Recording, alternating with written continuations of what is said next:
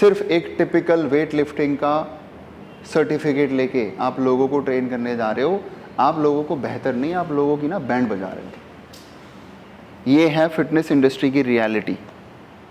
Squat कैसे मारना है, डेडलिफ्ट कैसे मारना है, बेंच प्रेस कैसे मारना है, पुशअप्स कैसे मारना है, 4 एक्सरसाइज बस सिखा दी है। ओवरहेड प्रेस कैसे मारना है, लैटरल रेज कैसे मारना है, बस यही सेम ज्ञान सब पे चपेटा जा रहा है और लूप में फंसा दिया है हम सबको इस पूरी फिटनेस इंडस्ट्री ने। इसके अलावा हमारे पास कोई मूवमेंट ही नहीं है। What is the best posture of the squat? What is the best posture of the bench press? What is the best posture of overhead press? How to do deadlift? हम लोग जब डिज़ाइन कर रहे होते हैं ना कि किसको कैसे देना है, हम लोग ये डिज़ाइन करते हैं हाउ टू डू नहीं। You do squat in front of me, first I will check कि तेरे कौन से मसल टाइट है, कौन सा जॉइंट टाइट है, किस पर ज़्यादा लोड जा रहा है, किस पे नहीं जा रहा है। देन आई विल डिसाइड कि मूवमेंट में कैसे मॉडिफाई करूँगा, कब मुझे नी को आगे पुश कराना है, कब नहीं कराना है, किस जॉइंट में प्रॉब्लम है, मोबिलिटी कहाँ पर नहीं है, मैं मूवमेंट को मोबिलिटी के लिए करा रहा हूँ, स्ट्रेंथ के लिए करा रहा हूँ, या रिहैब पे काम कर रहा हूँ, या राइट लेफ्ट का बैलेंस वर्क कर रहा हूँ। इतना सब कुछ है एक मूवमेंट डिज़ाइनिंग में। बट यहाँ पे how to do perfect squat, how to do perfect pushup. जब मुझे पता है कि किसी के एल्बोज बहुत ज़्यादा बाहर भागते हैं पुशअप्स लगाते टाइम, जैसे कुछ देखते होगे ना आप लोग, वो क्यों हो रहे हैं? क्योंकि उनके आर्म्स में जान नहीं है, पैक मसल टाइट है। तो ऐसे लोगों को मैं फिर पता क्या करता हूँ, जानबूझ के मैं देता ही नहीं वाइड ग्रिप। मुझे पता है ये उसकी मूवमेंट उस कंफर्टेबल पोजीशन में जा रही है जिसमें ये जा रहा है। लोगों को ये गलत लग रहा है पोस्चर, बट वो बॉडी एक्चुअल में ना कंफर्टेबल पोजीशन में जा रही है। तो जिसको आप गलत पोस्चर बोल रहे हो ना, एक्चुअल में वो आपको इंजरी से प्रिवेंट कर रहा है, क्योंकि वो अपने कंफर्ट जोन में जा रहा है। So this is not a wrong form. अब जैसे उसकी मूवमेंट जब चेंज करने जाओगे ना, तो उसको शोल्डर पे प्रेशर आने लग जाएगा, मसल स्ट्रेच होना, उसको लगेगा कि ये गलत है। वो गलत क्यों लग रहा है उसको? क्योंकि उस रेंज में उसका मसल प्रिपेयर नहीं है।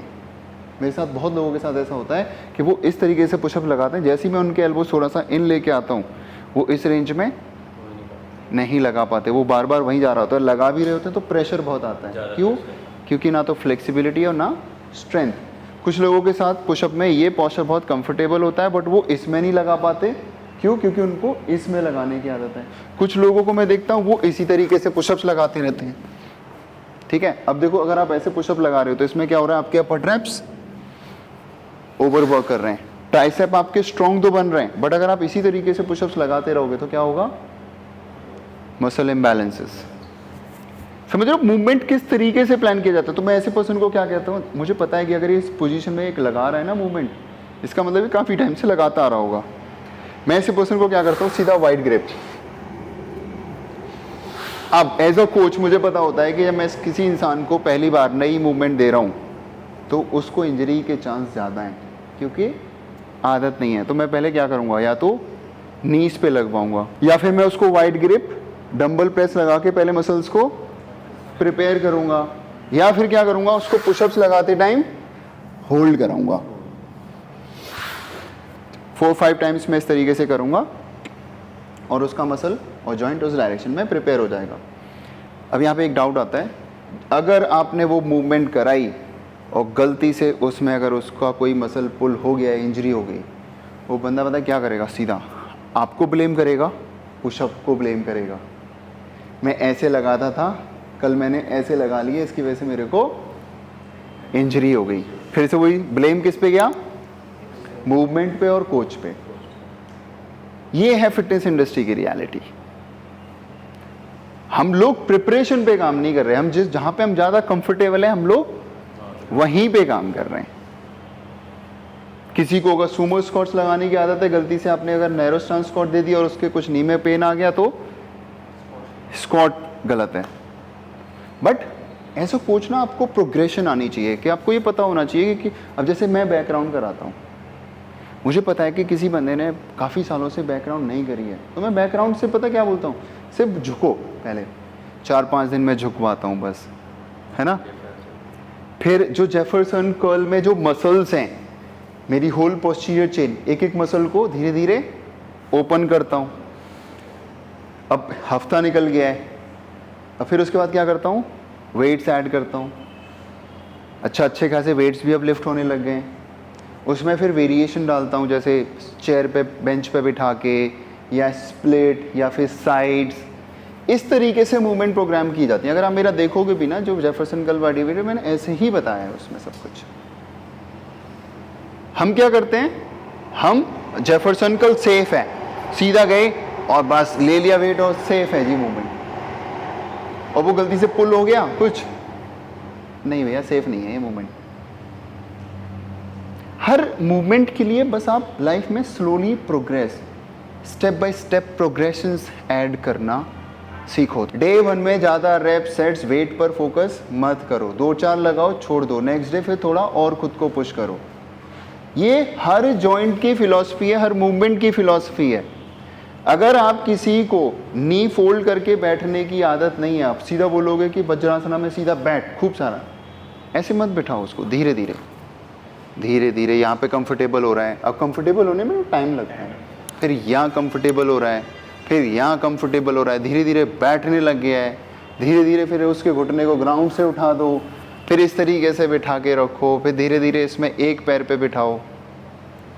बट यहाँ तक पहुँचना ना, जिस तरीके से आसानी से मैं बोल रहा हूँ उतना है नहीं। उससे पहले मसल्स को प्रिपेयर करना, धीरे धीरे जॉइंट को मूवमेंट लेने के लिए अडेप्ट कराना। सम टाइम पेन बढ़ता भी है, सम टाइम कम भी रहता है, सम टाइम अच्छा भी लगता है, तो बड़े अप एंड डाउन आते हैं इसमें। मेरे को कोई भी सोशल मीडिया पे इस तरीके से मैसेज डिलीवर नहीं करना है कि भैया जाके कर लो, this is safe. I don't want to do that. मुझे लोगों को ठीक करना है, वर्स नहीं। हर जगह प्रोग्रेशंस ऐड करना सीखो। जैसे किसी को हैंडस्टैंड में रिस्ट में पेन आता है, ठीक है, अब लोग बोलेंगे मैं हैंडस्टैंड कैसे करूँगी, फिर से वही बात, एक प्रॉब्लम है ना रिस्ट में, तो धीरे धीरे वेट लेना स्टार्ट करो, कंडीशनिंग पे काम करो, उसकी रिस्ट कर्ल होल्ड कराओ, इस तरीके से होल्ड कराओ। और इस पर एक वीडियो भी है मेरा, ठीक है, वो भी उसमें से निकाल के वीडियोस वो देखो कैसे रिहैब करना है। बट उसके साथ साथ अगर मेरी शोल्डर मोबिलिटी भी टाइट है तो मैं शोल्डर मोबिलिटी पे भी तो काम कर सकता हूँ। मैं एलिवेशन पे रख के किक्स की प्रैक्टिस तो कर सकता हूँ, मैं स्प्लिट पे तो काम कर सकता हूँ। लोग बोलते हैं कि अब मेरा अगर रिस्ट में प्रॉब्लम हो गया, अब मेरा हैंडस्टैंड नहीं होगा सर। और ये हर जगह है, पता है कि अगर एक जगह किसी भी इंसान को प्रॉब्लम हुई, उसको ऐसा लगता है कि अब सब रुक गया। और सबसे बड़ी गलती वो वही करता है कि वो छोड़ देता है, क्योंकि स्टिमुलस आपके मसल्स का खाना है, फूड है, वो चलता है। गाड़ी को चलाना बंद कर दोगे ना तो और नई नई परेशानियां फिर अराइज होने लग जाती हैं। अब किसी को नेक में प्रॉब्लम हुई, नेक में प्रॉब्लम होते ही I can not move my neck. अरे आप स्कैपुला तो मूव कर सकते हो, आप रोटेटर कफ तो मूव कर सकते हो, ठीक है, आपकी नेक में प्रॉब्लम हुई है, आप नेक मूव मत करो, बट आप नेक के अराउंड जो छोटे छोटे मसल्स हैं उस पर काम करना चालू करो। धीरे धीरे जब ये बेहतर हो जाएगा तो आधा कॉन्फिडेंस आएगा, फिर धीरे धीरे आप नेक पे आओ। बट अगर आपके शोल्डर भी वीक है और नेक भी वीक है तो प्रॉब्लम अगर क्या करेगी, डबल इम्पैक्ट करेगी। तो मैं इसमें एक चीज़ बोलता हूँ कि जब भी हमें कोई प्रॉब्लम है, सीधा प्रॉब्लम पे काम मत करो। प्रॉब्लम में घुसना भी एक बहुत बड़ी प्रॉब्लम है। तो इसको बोलता हूं मैं कि प्रॉब्लम के लुक अराउंड करो। अगर किसी को स्लिप डिस्क बल्ज हुआ है या नी में पेन हुआ है तो सीधा नी पे काम मत करो, पहले उसके अराउंड मसल्स को एक्टिवेट करो, उन पर लोड डालना सीखो। अगर किसी को डिस्क बल्ज हुआ है तो पहले hip flexors, hips, core muscles, इन मसल्स की ओपनिंग और स्ट्रेंथनिंग पे काम करो। सीधा डिस्क बल्ज और लोअर बैक पे काम मत करो। जब आप इन सब पे काम कर लोगे उसके बाद आप सीधा लोअर बैक पे काम करना स्टार्ट करो। बट हमें जब भी पेन होता है, हम मेरे यहाँ पे पेन हो है यहीं लगे रहो, ठीक है। समटाइम क्या होता है कि प्रॉब्लम और ट्रिगर हो जाता है। हमेशा बताता हूँ मैं, पेन मैनेजमेंट को अच्छे से समझने के लिए सीधा पेन पे मत जाओ, पेन के लुक अराउंड करो। पहले जो मसल्स उसको सपोर्ट कर रहे हैं उनको स्ट्रॉन्ग और फ्लेक्सिबल बनाओ through the movements, through the progressive movements. थोड़ा थोड़ा रिस्क लेना भी बहुत इंपॉर्टेंट होता है। जब ये हमारे मसल्स स्ट्रॉन्ग हो जाएंगे, हमारी मूवमेंट बेहतर होने लग जाएंगी, आपको और आपके क्लाइंट को कॉन्फिडेंस आएगा, उसका आप पे ट्रस्ट बढ़ेगा, वो आप पे विश्वास करेगा। ठीक है। और जब वो धीरे धीरे और बेहतर होता जाएगा, और जिस दिन आपको वो मूवमेंट करा दी, जिस दिन आपने उसको वो मूवमेंट करा दी कि जो वो पिछले कई सालों से नहीं कर पाया ना, वो आपको पूरा सरेंडर कर देगा। वो आपके अलावा कहीं नहीं जा सकता। कल मेरे यहाँ पे ना एक बहुत सारे ओल्ड एज लोग आते हैं, वो उनको बस फॉरवर्ड बेंड करना सिखा दिया है। वो पता है इतनी ब्लेसिंग दे दे रहे थे कि सर हमारी लाइफ में तो हमारे लिए यही बहुत है कि हम नीचे झुक पा रहे हैं। किसी के लिए तो ट्रांसफॉर्मेशन होगी। बोलते हैं कि हम ऐसे बैठ पा रहे हैं 60 ईयर पे, जहां पे हम पिछले 10 साल से इन मूवमेंट से भाग रहे हैं। हमको मना कर दिया है कि आपको झुकना नहीं है, आपको इस तरीके से बैठना नहीं है, आपको इस तरीके से नहीं बैठना है। आप बैठोगे तो चेयर लेके बैठो, या आपको लेग को क्रॉस करके नहीं बैठना है।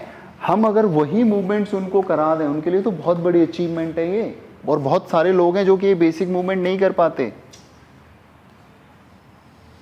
अब वो क्या है ना, जब उनको कोई परेशानी होती है ना, सीधे जिम आते हैं, वो कहीं नहीं जाते, क्योंकि उनको भरोसा है। बट इस भरोसा में टाइम लगेगा।